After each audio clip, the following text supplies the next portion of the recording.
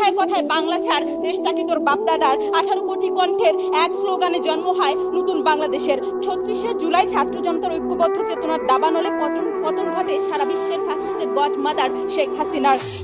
নাগরিক সচেতনতার এক দফায় 15 বছরের গুম খুন লুট ভোট চুরির কুশীলবরা লেজ গুটিয়ে পালাতে বাধ্য হয়। 18 কোটি কণ্ঠের এক স্লোগানে জন্ম হয় নতুন বাংলাদেশের। তখন আমরা বিশ্বাস করি মাননীয় স্পিকার, ভোটের অধিকার বলুন, রাষ্ট্র সংস্কার বলুন, জুলাইয়ের চেতনার বাতিঘর, সমস্ত চেতনার বাতিঘর আপনি আমি আমরা আমাদের মধ্যে নিহিত। যে কথাটি আমরা আজকে সংসদে বারবার বলছি মাননীয় স্পিকার, আমার ব্যাটার মারলু কেন? মাননীয় স্পিকার, জুলাইয়ের চেতনা যখন থমকে দাঁড়ায়, সন্তান হারা মায়ের আত্মচিৎকারে, বিবিসির অডিও রেকর্ডে যখন ফাঁস প্রমাণ হয় খুনি হাসিনার সরাসরি নির্দেশে বাংলার জমিন রক্তস্নানে সিক্ত হয়েছিল, তখন আমরা তাদের বিচার চাই, ওই ফ্যাসিস্টের বিচার চাই, ওই খুনিদের বিচার চাই। মাননীয় স্পিকার, প্রশ্ন হলো সরকার কিংবা আদালতকে একাই পারবে মাননীয় স্পিকার?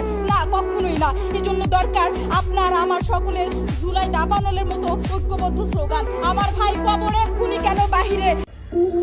ওই স্লোগান বাদ দেন। ওই যে জুলাইয়ে যে খুন হয়েছে এতগুলা মানুষ, ওইটার বিচারে তো পাই না এখনো। আর হাদিবার বিচার কেমন হইব? আজকে মাত্র হয়েছে 1.5 মাস হয়েছে, 1 মাস 15 দিনের মতো হয়েছে মনে হয়। জুলাইয়ে যে এতগুলা খুন হয়েছে, এগুলার তো কোনো আসামি ধরে না এখনো। হাদিবার খুনিরা কেমনে ধরবো?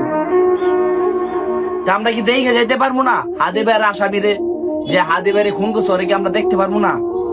হ্যাঁ, কবে হইব এই বিচার? কবে ধরে আনবো? কি মনে করতেছেন আপনারা যে আমরা ভুলে যাইতেছি? এগুলো আমরা জীবনও ভুলবো না।